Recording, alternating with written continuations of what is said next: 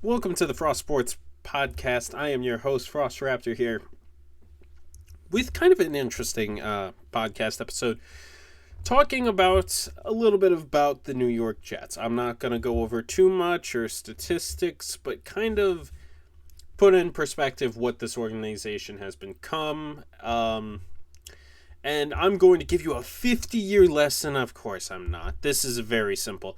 This is one of the biggest Jet seasons I've seen in a while. And I've seen a couple, bad Jet seasons. I mean, with Sam Darnold, the Gase years, those were fun. Those are really good times. But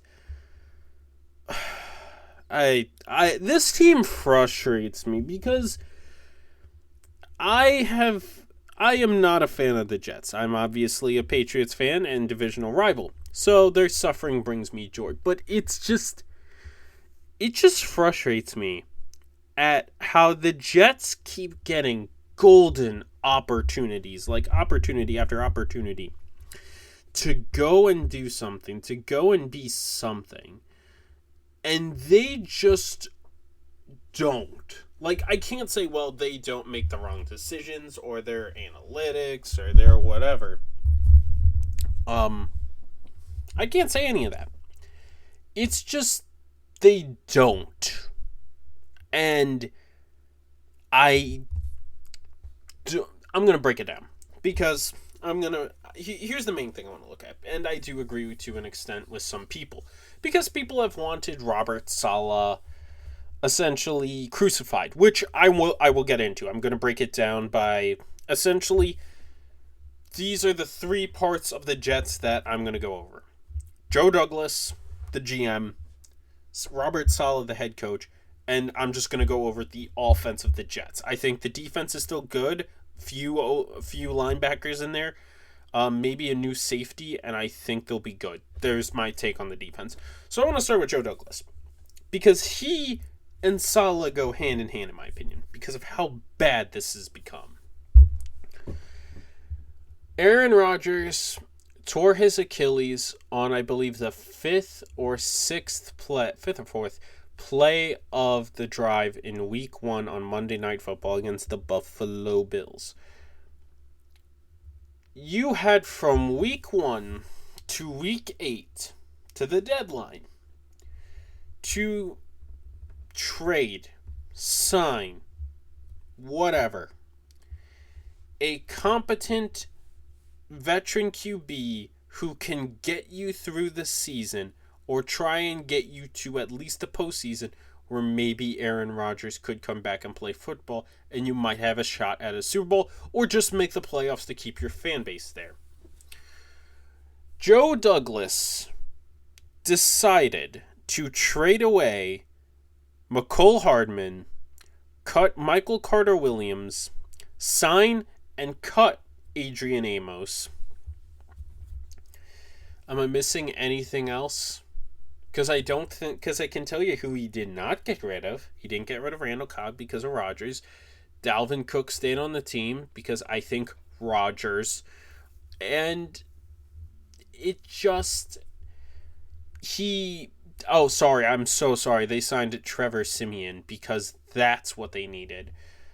And they didn't do anything else. Didn't go after an O-lineman, even though look at Ezra Cleveland. That was something. No. And I don't give a crap what people say. I don't give a flying frick about what people say. Zach Wilson should have played 3 or 4 games this season, and that is it. That is not me saying he is garbage, because I'll put it to you this way. The Jets got gifted a project QB that they decided to not develop, and they were blaming him, and now they brought Aaron Rodgers along, and I said, this is a development year for Zach Wilson. This is going to be one of the most important years of his career. And he needed this because he was a project QB. They thought he was just plug and play. He needed to be developed. Aaron Rodgers got hurt. Not his fault, but it's the Jets' fault, which I will get into because all three of these guys and the offense in general all have hands in this disaster. And Joe Douglas had several choices. Let Zach Wilson play a couple games, see maybe if he learned anything, which he did have some decent games this year. Like, he was pretty good against the Chiefs. Like, he had definitely some good games. But I think they needed to get a backup, because if Zach Wilson was losing confidence, you want to preserve him. Zach Wilson's broken. I said this, him and Mac are pretty much on the same wave as broken, because genuinely they did him so dirty, and now they want him to play again, which, like I said, how motivated is Zach Wilson going to be to play, because he's getting hit every game. And I think, unfortunately, Joe Douglas is safe because of Aaron Rodgers, so I don't know if he's going to make the right move at all. But before you say, well, there aren't Carson Wentz might have been able to get you at least 4 wins, which, what? That's the same as Zach Wilson, but Zach Wilson's not crushed or has any confidence. But no. How about Joe Flacco? You don't have to trade assets, even though you could trade very little assets and get like Tannehill, who would have been solid enough, Josh Dobbs, who would have been solid enough, Heineke. I mean, trade something for Jacoby Brissett for crying out loud. Just do something to be competitive, but no. You decided to stand pat and proceed to ruin your future quarterback, who I don't know what's going to happen with him. And now let's get to Robert Saleh. Saleh's a good coach. I really believe he's a good coach. Saleh, what are you doing? Like, what are you doing? First of all, healthy scratching Lazard. That concerns me. Because Lazard's not a bad receiver. I think he's had a couple decent games. He struggled. But the main thing was he had the chemistry with Rodgers, which, yeah, whatever. You bench Lazard for no specific reason. He was a healthy scratch. I think he's still a healthy scratch. And then the quarterback situation. Zach Wilson does not play well, but like he's trying to keep you in games. You basically then keep defending him. You were all this year defend, and then when you finally are done, you don't just say, hey, I don't want my guy to get hurt there anymore. Like, I don't want to risk injury. The performance has not been there. I don't think we need to keep throwing him out there to just take it all and then keep throwing him out there over and over again. I think bench him. No. You throw him under the bus. Then you drive the bus over him. Because you didn't just bench him. You benched him to emergency QB. You benched him behind Tim Boyle, who is no longer on the team. And I can't even remember the other guy's name now. Which, fine. Who cares? Genuinely. Trevor Siemian. Who cares? Who cares? Because Zach Wilson just proved, hey, I know I'm not playing great, but I'm better than what you have. And now, after 2 games of a horrible Tim Boyle experiment, you're now telling him to go back there. If I'm Zach Wilson, I said, everyone's like, oh, well, Zach Wilson. Who thinks Zach Wilson's... Who blames him? Genuinely. You told him... And again, when Saleh said, well, we're going to deal with him in the offseason, what do you think his thought process is? His thought process is, I'm not going to be here next year. You're going to trade me or cut me. Fine. Which, might I add, he's the 2nd overall pick. He is a 2nd overall pick that he's going to get cut or traded for a 7th. 2nd. Just want to throw that out there. So, you really messed that up. And here's the best part. And this is where we get to the offense. Because you could say the receivers, you could say the tight ends, you could say... That offensive line is the biggest issue for the New York Jets. And it pisses me off so much that Zach Wilson gets blamed. Coaching gets blamed.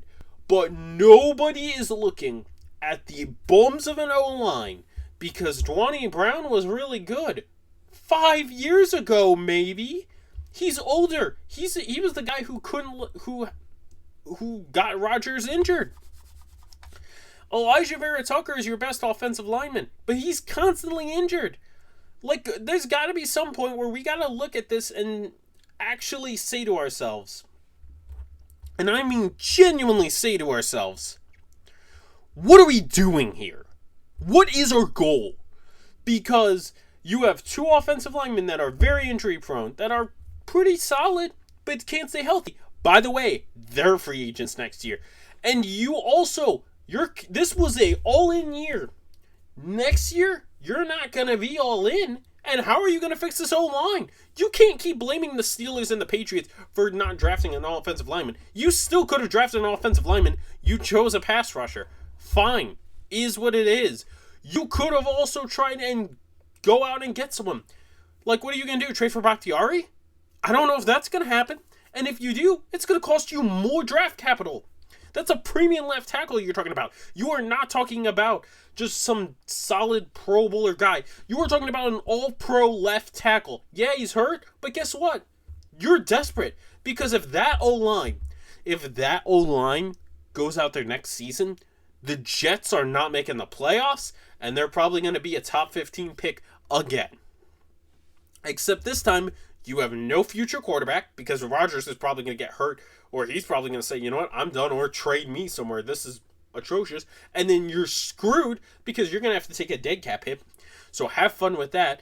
Not to mention, Garrett Wilson's contract is going to be coming up. Sauce's contract is going to be coming up. Breece Hall's contract is going to be coming up. And if I'm Breece Hall, I demand a trade. They are not utilizing you correctly. They are not providing you with anything. You need to go because what is this team doing for you?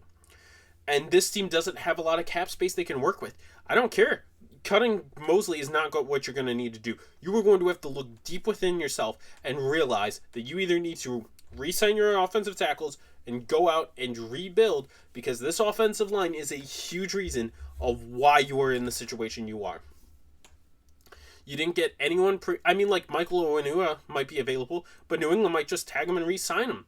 Yeah, I think Joe Thuney is going to be a free agent. I know Trent Brown is, but why do you want them? They haven't proven anything. Like, sure, there's going to probably be some good alignment on the market, but they're going to be either old veterans or, like, projects. And is that really what you want to do with a Rodgers who just is coming off of an ACL tear? If I was the Jets, I am just trying to trade as much as I can to build the best line, and then at that point say, hey, no more excuses. This is our time. We need to do it now.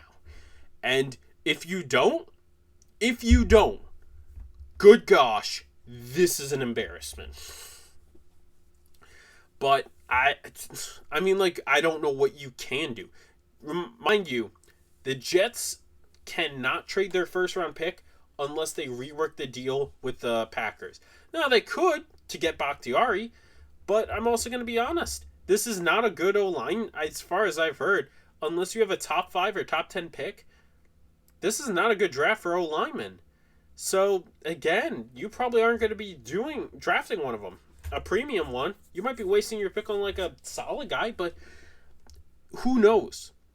The Jets are in so much crap, and I think they sold their future, but they were a young team. Their future is screwed. Because Zach Wilson, it was your future hope. He was your future. And I don't think he's going to be in green in New York next season. I think he's going to probably go elsewhere. And if I'm another team, I just sit Zach Wilson for a year or two, see how he develops, and then kind of go from there. But Jets are screwed. They do have a shot at the postseason. But next year's going to be interesting, and we'll see. So thank you for anyone who's listening. Don't forget to like and subscribe, and don't forget to stay frosty. Have a good one, y'all.